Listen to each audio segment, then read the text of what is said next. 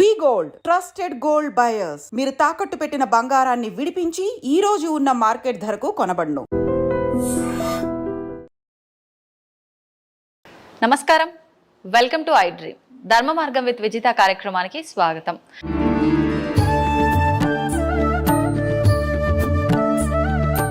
నమస్కారం అండి. నమస్తే అమ్మా.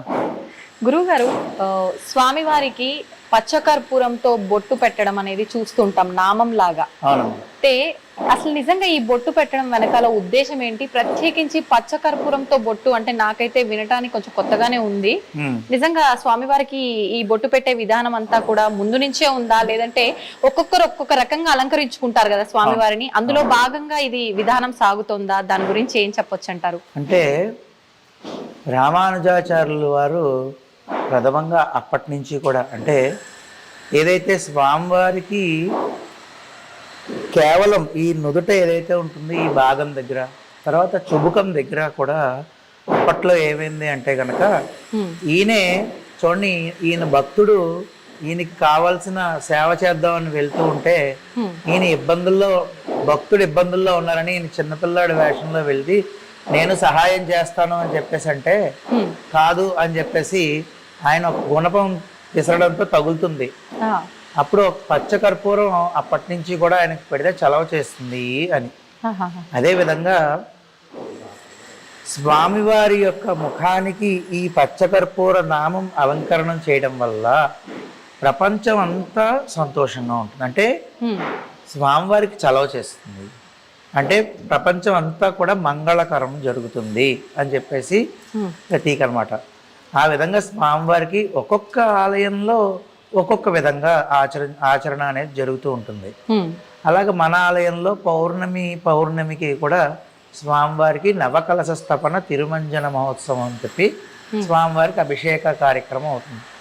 అయిన తర్వాత అప్పుడు ఈ ఆరాధన పూర్తవుతుంది. ఇదే భాగంలో మన అలంకరణ భాగంలో ఈ యొక్క పచ్చకర్పూర నామాన్ని అనేది మనం స్వామివారికి అలంకారప్రాయంగా పెడతాం అన్నమాట. అంటే మంచి పచ్చకర్పూరాన్ని తీసుకుని దాన్ని శుభ్రంగా వాస్తవంగా పూర్వం అయితే ఇంకా ఒక పల్చటి వస్త్రంలో పెట్టి దాన్ని బాగా కొట్టేవారు.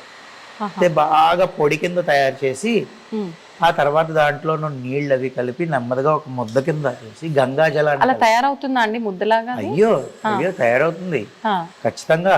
మేము పెడుతూనే ఉంటాం కదా. ఒక్కొక్కసారి స్వామివారి ఏదో ఒక మాల అలంకారం చేస్తుండగానే అంటే నా గుడి వరకు చెప్తున్నాను, మిగిలిన గురించి కాదు. పౌర్ణమికి పెడతా ఉంటాను కదా నేను. అప్పుడప్పుడు ఒక్కొక్కసారి టక్మని వదిలేస్తారు. ఏదో చిన్న ఇలా తగిలితే మాల దారం కానీ ఇది కానీ తగిలితే వదిలేస్తారు. అలాగా చెప్పలేం. అంటే కాబట్టి ఆయన ఏంటంటే ఖచ్చితంగా పెట్టించుకోవడం, ఈ యొక్క ముద్దలా చేసి ఆ గంగా జలాన్ని కలిపి నెమ్మదిగా స్వామివారికి అద్దుతూ ఆ యొక్క అలంకారం అనేది చేస్తాం. అదేంటంటే సమయం తీసుకుంటుంది. అంటే వెంటనే అవదు, 40 నిమిషాల నుంచి గంట దగ్గర పడుతుంది. అంటే ఓన్లీ ముద్దంతా తయారు చేసిన బొట్టు పెట్టడానిక మొత్తం ప్రాసెస్ అంతా కలిపి మొత్తం ఇంకా A to Z స్వామివారి నామం అంతా పూర్తిగా పెట్టడానికి గంట పట్టేస్తుంది. ముద్ద చేయడము, ఆ తర్వాత అంటే అందులో కొంచెం నీటి చుక్క కూడా ఉండదు. కొంచెం చాలా ఎంత నీరు కావాలో అంత జాగ్రత్తగా వేసుకుని జాగ్రత్తగా పెట్టుకుని షేప్ చేసుకుని చేసుకోవాలి. అదేవిధంగా ఏదో పూర్వం కూడా నేను ఇప్పటికీ యూట్యూబ్లో ఉంటుంది వెంకటేశ్వర స్వామి ఏడుస్తున్నారు అని చెప్పేసి. ఏంటంటే అలా పచ్చకర్పూరం నామం పెడితేనే ఆ యొక్క కర్పూరం అంతా మనం గట్టిగా నొక్కుతాం కదా, దానివల్ల ఎయిర్ టైట్ అయ్యి ఆ నీరు ఏదైతే కొంచెం నీరు బయటకు వచ్చేస్తుంది. ఆ నీరు వచ్చినప్పుడే స్వామివారు ఎడుతున్నారు అది ఇది అన్నారు. అదేం కాదు. పచ్చకర్పూర నామం అలంకారం చేసిన తర్వాత ఒక గంట నీరు కారుతుంది కొంచెం. ఆ నీరు కారిన తర్వాత అది అలాగా స్వామివారు గట్టిగా అలా ఉంచుకుంటారన్నమాట. అది ఎవరైనా సేవ చేయించుకుంటే, ఉదాహరణకి మీరున్నారనుకోండి, మా స్వామివారికి ఈ నెల పచ్చకర్పూరం సేవ నేను చేయించుకోవాలనుకుంటున్నానండి అన్నారనుకోండి, అది మీ గోత్రనామాల మీద మేము పెడతాం. ఇప్పుడు ఏదైనా సేవ చేస్తున్నాము అంటే నాకున్న ఏదో ఒక ఇబ్బంది తొలగడానికో, నేను ఏదైనా సంకల్పం చేసుకున్నది నెరవేరడానికో చేస్తాం కదండి. ఇప్పుడు ఇది చేయటం వల్ల ఎటువంటి ఫలితం ఉంటుంది చేయించుకున్న వాళ్ళకి? ఎటువంటి కార్యక్రమం అంటే చాలా ఇబ్బంది కలుగుతున్నటువంటి పనులు ఏవైతే ఉన్నాయో అంటే ఆటంకాలు విపరీతంగా ఉంటాయి చూసారా, అటువంటివన్నీ కూడా తొలగిపోతాయి ఖచ్చితంగా. అంతేకాకుండా కోర్టు కేసులు ఇటువంటివన్నీ కూడా, అంటే ముందు మన ఇల్లు చల్లబడుతుందండి. ఇల్లు చల్లబడడం అంటే మనకి అధికమైన ఇబ్బంది కలిగిన పనులు ఏవైతే ఉన్నాయో అవన్నీ క్లియర్ అవ్వడానికి మార్గాన్ని స్వామివారు చూపిస్తారు. అదేవిధంగా మీరు ఉదాహరణకి మీరు చేసుకున్నారు అనుకోండి సేవ, సంకల్పంలో మీ గోత్రం నామం చెప్పేసి మీకు ఈ కోరిక ఏదైతే ఉందో అది విన్నవించి స్వామివారికి శుభ్రంగా అలంకారం చేస్తాం. ఎవరు లేరు అనుకుంటే ఆలయ వ్యవస్థ ఉంటుంది కాబట్టి ఆలయ వ్యవస్థ ద్వారానే లోక కళ్యాణార్థం చేసేస్తాం.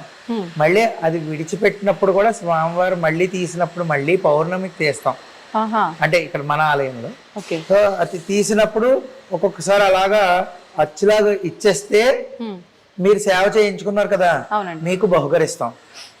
ఆ నెలంతా స్వామివారికి ఉన్నటువంటి ఈ పచ్చకర్పూర బొట్టు ఏదైతే ఉందో అది మీకు మీకే ఇచ్చేస్తాం. మేము దాన్ని మీరు ఏం చేయాలంటే మీ ఇంట్లో ఐశ్వర్యం కలిగిన బీరువా, ఈ బీరువాలో ఐశ్వర్యం పెట్టే చోట, వస్త్రాలు పెట్టే చోట లాకర్లో పెట్టుకోవాలి. అది అలా ఉంచుకోవాలి, అది ఇంటికి మంచి జరుగుతుంది అలాగా.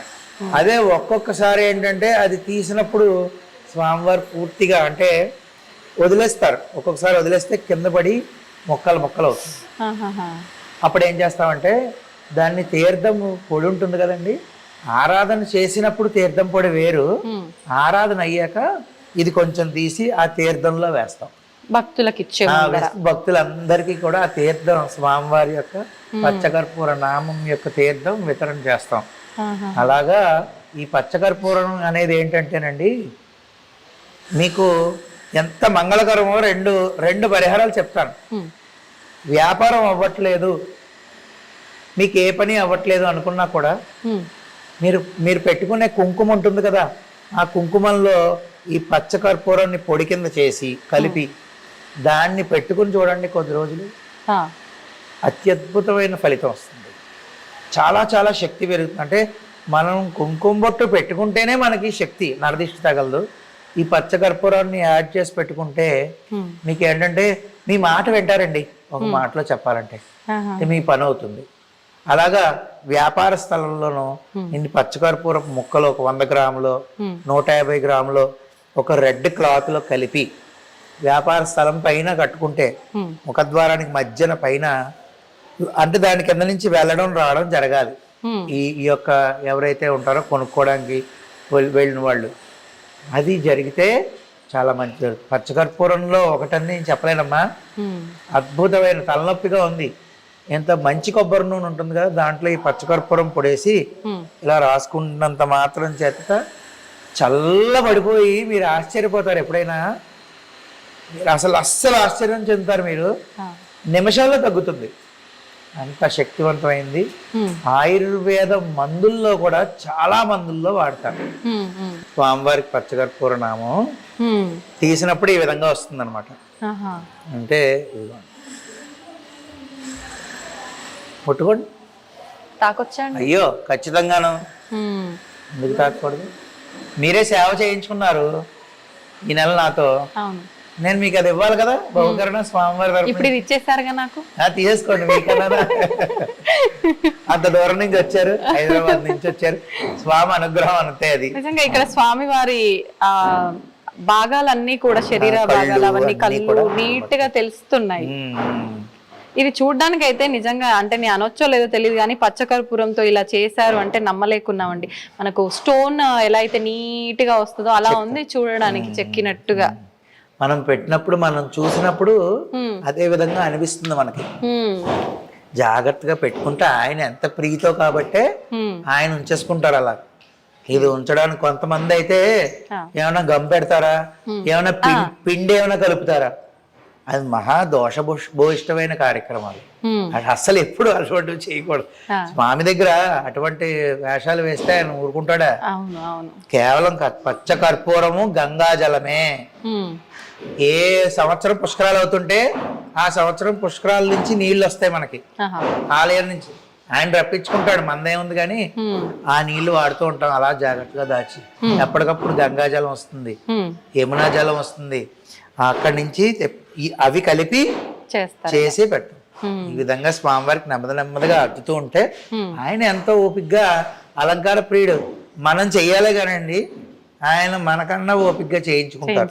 సేపు మళ్ళీ పక్కకొచ్చి వెనక్కి వచ్చి ముందుగా భక్తులు చూసే దృక్కోణం నుంచి వచ్చి మళ్ళీ చూడాలి, 3-4 సార్లు చూడాలి. తెలుసా మీకు? మళ్ళీ వచ్చి చూసి ఇటు తేడా ఉంది అనుకుంటూ పెట్టాలి. అదంతా ఆయన నడిపించే ఆటే.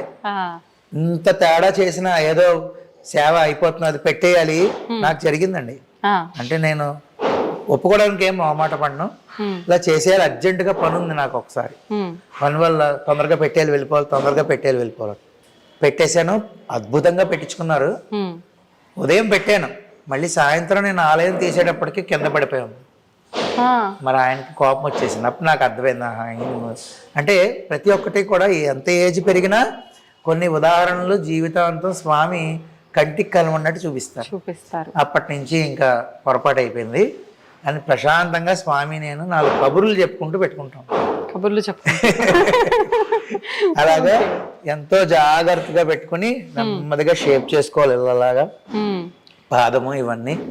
ఆ విధంగా ఆయన అంత ఓపిగ్గా పెట్టించుకుంటాడు, మనం అంత ఓపిగ్గా పెట్టాలి అంతే. ఇప్పుడు ఈ బొట్టు పెట్టేటప్పుడు ఎప్పుడు చూసినా స్వామివారు కళ్ళు మూసుకొని ఉంటారా? మరి ఈ బొట్టు వల్ల మీరు కళ్ళు మూసేస్తారా స్వామివారి తెలీదు, కానీ విగ్రహం చూసినప్పుడల్లా స్వామివారి నా మూర్తిని అలా చూస్తే ఆయన కళ్ళు కనిపించవు మనకి. ఎందుకనండి? దాని వెనకాల కూడా అంటే నుదుటి దగ్గర నుంచి ఈ యొక్క కన్ను చివరి భాగం వరకు అన్నమాట. అవును, కన్ను చివరి భాగం వరకు పూర్తిగా పెట్టడం అనేది ఆనవాయితీ. అదే చలవ. లోక కళ్యాణం, లోకాలన్నీ ఆయనలో ఉంటాయి. ఆలోచన విధానాలు మనం ఇప్పుడు ఒక కార్యక్రమం చేస్తున్నాం, ఒక ప్రక్రియ జరుగుతున్నది అంటే ఆ శక్తి ఎక్కడి నుంచి వస్తున్నది అంటే మన మేధస్సు నుంచి మనం మాట్లాడగలుగుతాం. అదంతా ఇక్కడ ఉంటుంది, ఆ భాగం అంతా. అలాగా ఈ లోకం అంతా మంచి జరగాలి అంటే ఆయన నుదుటి భాగం నుంచి కంటి భాగం వరకు ప్రతి ఒక్కటి చల్లగా ఉండాలి అవయవం. అప్పుడు ఆటోమేటిక్గా లోకం. మీకు ఉదాహరణ, యశోదామాత నువ్వు మట్టి తిన్నావా అంటే నేను తినలేదు కావాలంటే చూడు అని చెప్పేసి ఆయన నోరు ఇలా ఎత్తగానే లోకాలు ఎలా చూసింది? భూమండలాన్నే చూసేసింది ఆవిడ. అలాగే ఎలా చూసిందంటే అరే మొత్తం అంతా స్వామే నిబిడీకృతం అయిపోయి ఉన్నది ఎవరు? శ్రీకృష్ణుడే.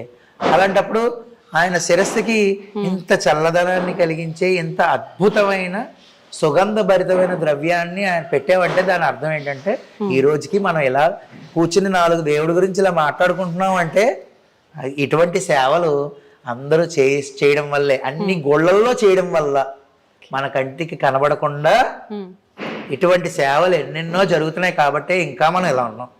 లేకపోతే ఈ కలియుగంలో ఇంకా ఎన్ని ఘోరాలు ముందే చూడాల్సి వచ్చేది, ఇప్పటికే చూస్తున్నాం. వాస్తవం అండి. చాలా సంతోషంగా ఉందండి నాకైతే. నిజంగా ఒక కొత్త విషయాన్ని నేను ఈరోజు తెలుసుకోవడం జరిగింది. నిజంగా తెలియజేసినందుకు.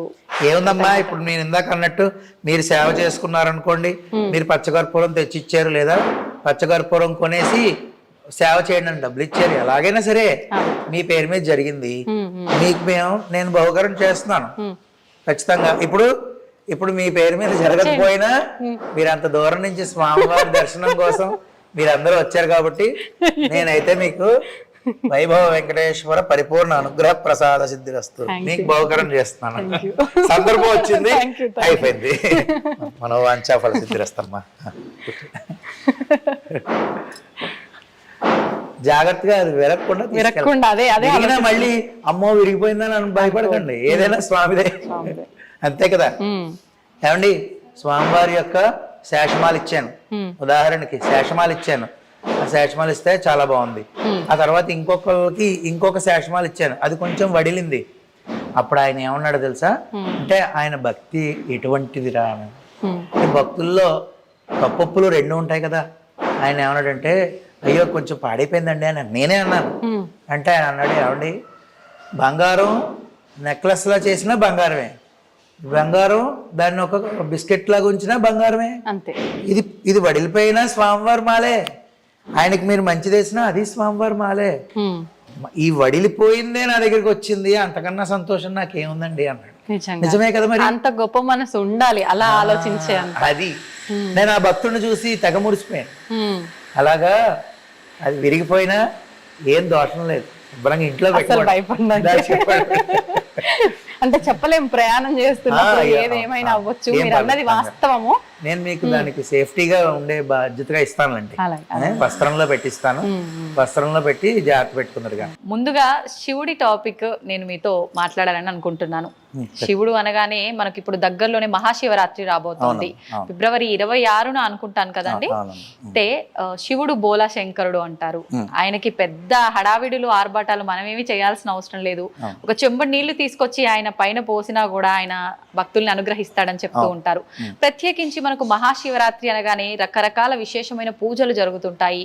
అలాంటి పూజలు చేయలేని వారు మామూలుగా నీళ్లు పోసి ఆయన్ని ఆరాధించే వాళ్ళు ఉంటారు. ముఖ్యంగా శివరాత్రి అనగానే జాగారాలు, ఉపవాసాలు, రకరకాల విశేషమైన ఉన్నాయి. అసలు నిజంగా ఆ రోజంతా కూడా ఎటువంటి విధి విధానాలు ఆచరించాలంటారండి? అంటే శివరాత్రి అనగానే ప్రథమంగా మనం అందరికీ తెలిసిన విషయమే, శివుడు యొక్క అంటే శివలింగం ఆవిర్భవం అయిన రోజు అనమాట. ఆ రోజు రాత్రి శివుడి యొక్క ఏదైతే శివలింగం ఉందో అది ఆవిర్భావం చెందింది అని చెప్పి అది అని చెప్పేసి చెప్తారు. పురాణాల్లో కూడా అదే ఉంది. అదేవిధంగా మీకు ఒక్క మాటలో చెప్పాలంటే దర్శనాత్ అభ్ర సదసీత్ అంటే చిదంబరం అనే ఒక ఊరుంది, అక్కడ నటరాజస్వామి వారు ఆకాశలింగంగా చెప్తారు. పంచభూతలింగాల్లో చిదంబరం ఆకాశలింగంగా చెప్తారు. అక్కడికి వెళ్ళి ఏ విధంగా దర్శనం చేసుకోవాలో ఆ విధంగా దర్శనం చేసుకుంటే మోక్షం చెందుతాము అని చెప్పేసి పరమేశ్వరుడే చెప్పాడు. అప్పుడు అది చాలా కష్టం.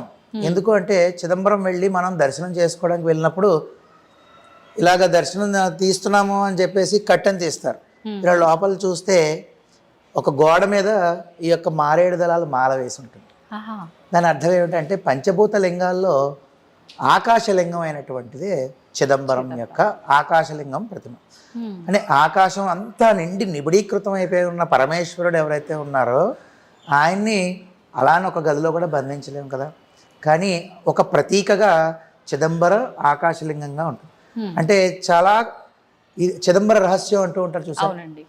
అలాగా ఈ చిదంబర లింగం ఆకాశలింగం ఏ విధంగా దర్శనం చేసుకోవాలో ఆ విధంగా దర్శనం చేసుకుంటే మోక్షము అన్నారు. అది కాకుండా తర్వాత ఇంకా అది చాలా కష్టం కదా పరమేశ్వర అంటే, అంటే జరనాథ్ కమలాలయే అంటే అక్కడ మన తమిళనాడులోను తిరువల్లూరు అని ఒక ఊరుంది, అక్కడ పుడితే మోక్షం అన్నారు. అది ఎప్పుడు పుడతామో మనకి తెలియదు, మన చేతుల్లో లేనిది, అది కూడా ఆయన చేతుల్లోనే ఉంటుంది. మరి ఎలా స్వామి అంటే సరే కాశ్యాంతు మరణం ముక్తి అన్నారు. అంటే కాశీలో మరణిస్తే ముక్తి. సరే నేను కాశీ బయలుదేరి వెళ్తూనే ఉన్నాను, ఈ లోపల ట్రైన్లోనే ఏమైనా జరిగితే చెప్పలేం కదా, మన చేతిలో ఉండదు. కాబట్టి మరి ఇంకా పరమేశ్వరుడు ఇంకేంటి, ఇంకా చాలా ఉచితమైన మార్గం అంటే చాలా సులభమైన మార్గం చెప్పమంటే స్మరణాత్ అరుణాచల అన్నాడు. అంటే అరుణాచల అని ఒక్కసారి స్మరిస్తే నువ్వు ఎక్కడైనా ఉండు భూమండలం మీద నీకు మోక్షాన్ని ఇస్తానరా అన్నాడు. అంటే ఈ విషయం నేను ఎందుకు ఇక్కడికి తీసుకొచ్చాను అంటే కనుక అరుణాచలం లింగం అనేదే అసలు ఆవిర్భావ లింగం అని చెప్పేసి పురాణాలు చెప్తాయి. అంటే చూడండి ఆది అంతం గురించి కొలవడం గురించి శ్రీ మహావిష్ణువు బ్రహ్మదేవుడు వెళ్ళడం ఇదంతా కూడా అరుణాచలం. కాబట్టి ఈ యొక్క శివరాత్రి రోజు శివుడి యొక్క ఆవిర్భావ కాలం. ఆ రోజు రాత్రి నుంచే పూజలు అభిషేకాలు మొదలు.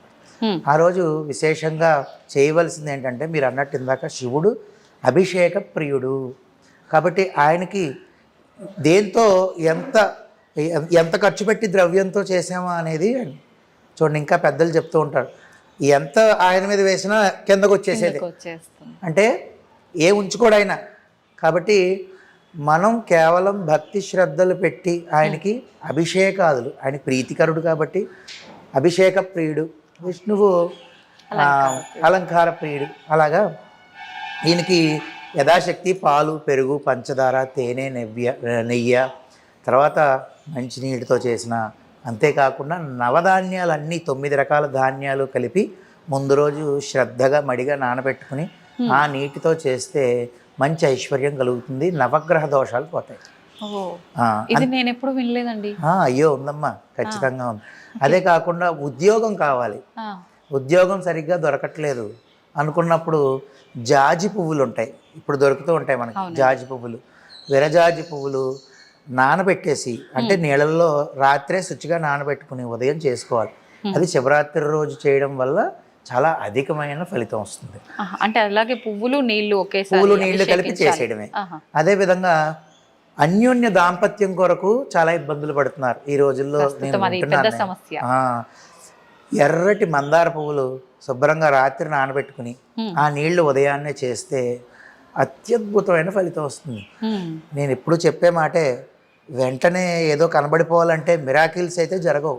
మనం నమ్మకంగా చేసుకుంటూ వెళ్తే కొద్ది కాలానికి ఖచ్చితంగా వస్తుంది. నాకు తెలిసిన వాళ్ళు ఎంతోమంది ఉన్నారు. సువర్ణ జలంతో చేస్తే దారిద్ర్యం అంతా తొలగిపోతుంది.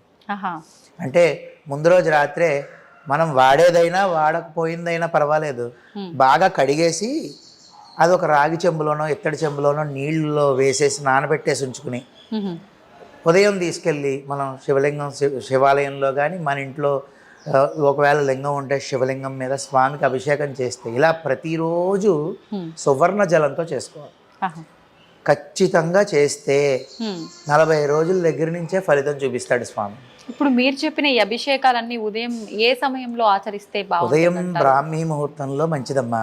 కాదు అంటే ఇంకా అందరికీ ఉన్న పరిస్థితులు అనుకూలంగా చెప్పాలంటే సూర్యోదయం లోపల చేసేసుకుంటే కనీసం మంచిది. తర్వాత చేస్తే ఫలితం రాదంటే వస్తుంది. 6 లోపల చేసుకుంటే మంచిది కదా. అది ఆ సమయం మంచిది కాబట్టి తర్వాత చేసినా ఫలితం ఉంటుంది. కొంచెం అటు ఇటు ఉంటుంది తప్ప.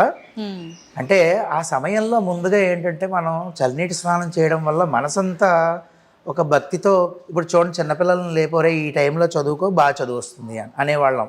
మన పెద్దలందరూ మనల్ని అనేవారు. ఎందుకు అంటే ఆ సమయంలో బ్రాహ్మీ ముహూర్తం అంటే ఏ పని చేసినా నిలకడగా మనసు నుంచి ఉంటుంది. అందుకనే 6 లోపల చేసేసుకుంటే స్వామివారి యొక్క మూర్తి మీద మన మనసు లగ్నం కలుగుతూ ఉంటుంది అనమాట. కాబట్టి ఈ విధంగా అభిషేకాలు చేసుకోవాలి. యథాశక్తి ఏమీ లేవంటే మంచినీటితో చేసుకోవచ్చు. అభిషేకం చేసుకుని ఆ రోజు ఉపవాసం, మీరు ఎంతోమంది పెద్దల్ని ప్రముఖుల్ని అడిగారు. ఉపవాసం అనేది అంటే నాకు పరోక్షంగా నాకు గురువు గారు ఎవరయ్యా అంటే కనుక చాగంటి కోటేశ్వరరావు. నేను ఆయనకి శిరస్సు వంచి నమస్కారం. అంటే ఈరోజు నేను ఈ విధంగా ఉన్నాను అంటే ఆయనకి నేను ఎవరో తెలియదు. అలా కాకుండా నాకు ఉన్న గురువులు అంటే ఇద్దరు ముగ్గురు. రాజమహేంద్రవరంలో ముత్య శంకర శర్మ ఉన్నారు, ఆయన దగ్గర నేను నేర్చుకున్నాను. అంతేకాకుండా ఇక్కడ విశాఖపట్నంలో నా చిన్నప్పటి నుంచి స్నేహితుడే మొలుగు రామకిషోర్ ఆచార్యులు, నా పేరే తంది కూడా, వాడి ఆధ్వర్యంలో చాలా మట్టుకు నేర్చుకున్నాను. అంతేకాకుండా నాకు అన్నయ్య వరుస అవుతారు, పేసపాటి రాఘవన్ అని చెప్పి రఘు అన్నయ్య అంటాం. వీరందరి ద్వారానే నేను వీరు చెప్పిన దాంతోపాటు ఇంకో ఏదో చేయాలని నేను పురాణాలు చూడడము చేయడము అంటే నేర్చుకోవడం అనేది చేస్తూ ఉంటాను. ఈ విధంగా ఈ అభిషేకంతో పాటు మనం ఖచ్చితంగా ఉపవాసము అంటే ఉపవసించుట మీరు వినే ఉంటారు కదా. అంటే ఆరోగ్యం బాగాలేదు అని ఉపవాసం చేస్తే అది మళ్ళీ దోషం కింద పడిపోతుంది. ఆరోగ్యం బాగాలేదు కానీ నేను ఉపవాసం చేయాలనుకుంటున్నా, నాకు భక్తి ఉంది, అప్పుడు ప్రాబ్లం ఏమవుతుందంటే శరీరాన్ని శుష్కింపచేసిన దోషం పడిపోతుంది. లోపల ఉన్న ఆత్మరాముడికి అందించలేదు అని. అంతా బాగుండి ఉపవాసం చేసే శక్తి నీకు పరమేశ్వరుడు ఇచ్చినప్పుడు మనం చేయొచ్చు. కానీ అలా లేనప్పుడు ట్యాబ్లెట్లు వేసుకోవాలి, బీపీయో షుగరో. అలాంటప్పుడు సంతోషంగా శరీరం కన్ను ఏదైతే ఉందో మనం బాగా తినేస్తే నిద్రలోకి వెళ్తుంది. అంత కాకుండా శరీరాన్ని నిలబెట్టుకోవడానికి కొంచెం కొంచెంగా స్వీకరించి స్వామివారి నామాన్నే జపిస్తూ ఉంటే అదే ఉపవాసం. అంటే వసించుట అంటే దగ్గరికి వెళ్ళి గర్భగుడిలో ఉండమనో లేదంటే గుళ్ళో ఉండమనో కాదు, ఎక్కడున్నా ఆయన నామాన్ని మనం గనక తలుచుకుంటూ ఉంటే ఆయన ఇక్కడే ఉంటాడు. అదే అసలైన ఉపవాసం.